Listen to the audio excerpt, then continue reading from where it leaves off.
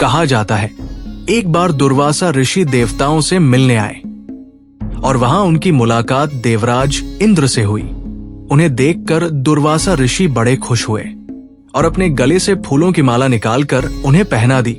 लेकिन अहंकार में चूर देवराज इंद्र ने वो माला अपने गले से निकाल अपने ऐरावत हाथी के सूंड में डाल दी। इसके बाद जो कुछ भी हुआ वो देवताओं के लिए किसी बुरे सपने से कम नहीं था और यहीं से नींव पड़ी हिंदुओं के सबसे बड़े पर्व महाकुंभ की। दोस्तों, महाकुंभ दुनिया भर में इकलौता ऐसा धार्मिक पर्व है जहां एक बार में लाखों लोग एक साथ इकट्ठा होते हैं। कहा जाता है कि महाकुंभ का दृश्य अंतरिक्ष से भी दिखाई पड़ता है और इसे यूनेस्को ने भी वर्ल्ड हेरिटेज साइट करार दिया है।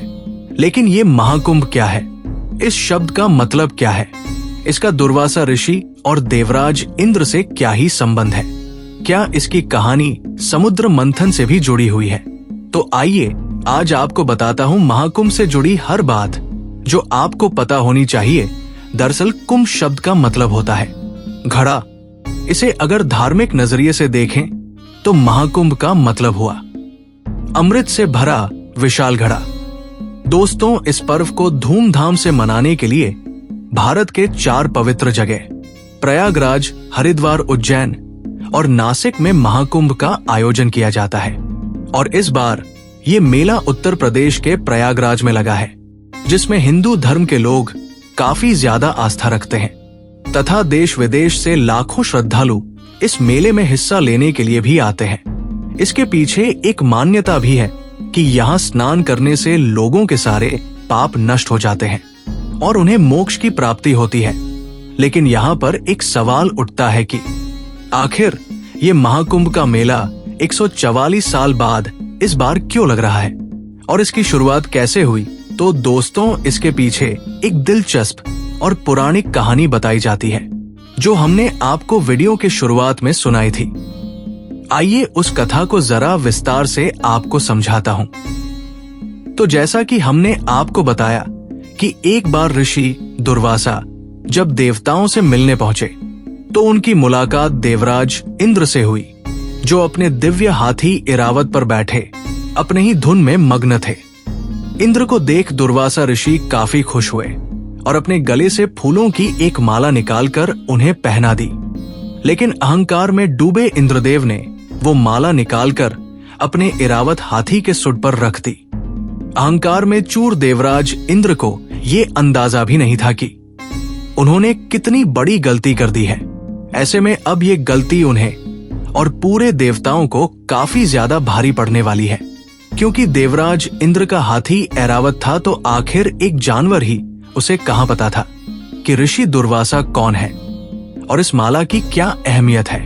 उसने ये माला अपनी सूंड से पकड़कर नीचे फेंक दी और यही नहीं, उसे पैरों से कुचलने भी लगा। ऋषि दुर्वासा वहीं पर खड़े थे और ये सब उनके नजरों के सामने हो रहा था, जिसे देखकर उन्हें काफी ज्यादा अपमानित महसूस हुआ और उनकी आंखों में क्रोध की ज्वाला धधक उठी। उन्होंने देवराज इंद्र को श्राप देते हुए कहा, इंद्र, तुम देवताओं को बहुत अहंकार हो गया है। जा, मैं तुझे श्राप देता हूं कि जिसके अहंकार में चूर होकर तूने मेरा तिरस्कार किया है, तेरी सारी वो संपत्ति, ऐश्वर्य और साम्राज्य तुझसे छीन जाएगा। ऋषि दुर्वासा का ये श्राप सुनकर इंद्र काफी भयभीत हो गए और उन्होंने ऋषि से माफ कर देने की गुहार भी लगाई। लेकिन ऋषि का ये श्राप बदला ही नहीं जा सकता था। फिर क्या, ऋषि दुर्वासा के श्राप का असर जल्द ही देखने को मिलने लगा। श्राप की वजह से सभी देवता काफी कमजोर होते चले गए और इसका फायदा उठाया राक्षसों ने। उन्होंने देवताओं पर आक्रमण कर दिया और स्वर्ग तथा देवलोक पर कब्जा भी कर लिया। अब अपनी लगातार खराब होती हालत देख सभी देवताओं के बीच हड़कंप मच गया। अपना सब कुछ गवा देने के डर से देवराज इंद्र सहित सभी देवता भागे भागे ब्रह्मा जी के पास पहुंचे और सारी कहानी उन्हें बताई। लेकिन ब्रह्मा जी को भी इसका कोई समाधान नजर नहीं आया। तब वो सभी देवताओं को साथ लेकर क्षीर सागर में आराम कर रहे।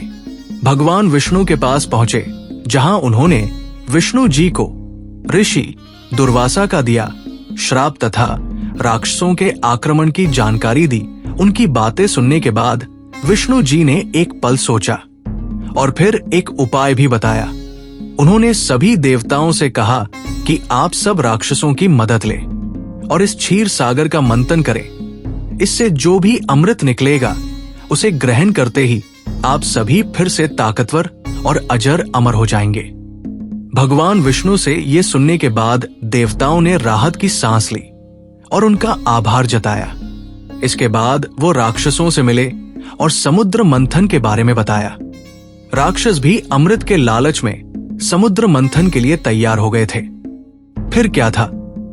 भगवान विष्णु की आज्ञा के अनुसार मंदार पर्वत को मथनी बनाकर उस पर रस्सी के जैसे वासुकी नाग को लपेटा गया और समुद्र मंथन शुरू किया गया। देवता और राक्षस वासुकी नाग के दोनों हिस्सों को पकड़कर एक साथ समुद्र मंथन करने लगे, जिसके परिणाम स्वरूप कुछ समय बाद ही समुद्र से तरह तरह की चीजें भी निकलने लगी। सबसे पहले निकला हलाहल विष, जिसके प्रभाव से पूरी सृष्टि में हाहाकार मच गया। ऐसे में पूरी सृष्टि को इस संकट से उबारने के लिए स्वयं महादेव आगे आए और उन्होंने उस विष को अपने गले में धारण कर लिया। इस विष के प्रभाव से उनका कंठ नीला पड़ गया था, जिसके बाद वो नीलकंठ के नाम से भी जाने गए।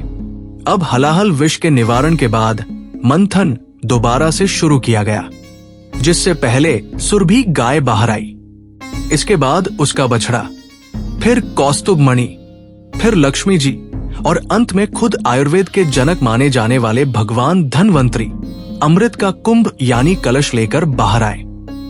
राक्षसों ने जब अमृत कुंभ को देखा तो उन्होंने उसे छीनकर वहां से भाग निकलना चाहा। इसे लेकर देवताओं और राक्षसों के बीच तकरीबन 12 दिनों तक युद्ध चला। इस युद्ध के बीच मौका पाते ही इंद्र के पुत्र जयंत ने वो कुंभ लेकर भागना शुरू कर दिया।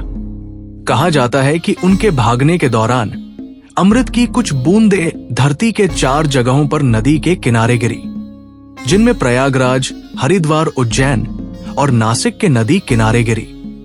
तब से ही इन जगहों को काफी ज्यादा पवित्र माना जाने लगा और इसके बाद से ही यहाँ कुंभ मेले का आयोजन शुरू हो गया।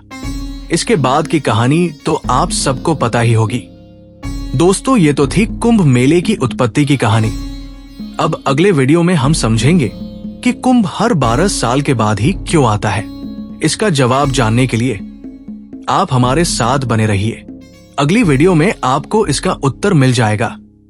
फिलहाल चलता हूं। वीडियो पूरा देखने के लिए धन्यवाद।